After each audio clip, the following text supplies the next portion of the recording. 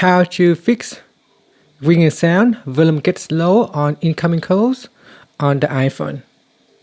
Now from the home screen, tap on settings. Then in settings, we scroll down and tap on Face ID and passcode. Then in here, enter in the phone passcode.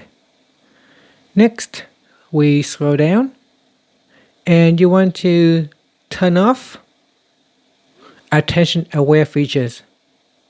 Okay, when this is turned on, you can see here it's lowering the volume of some alerts. So effectively, when you turn this on and when you receive an incoming call, when you look at the phone camera, it will automatically lower down the volume. So you want to switch this off so that it does not set your phone at a lower volume. Okay, so now it is turned off. Now the sound volume will be nice and loud, and even if I look at the phone, it's still nice and loud.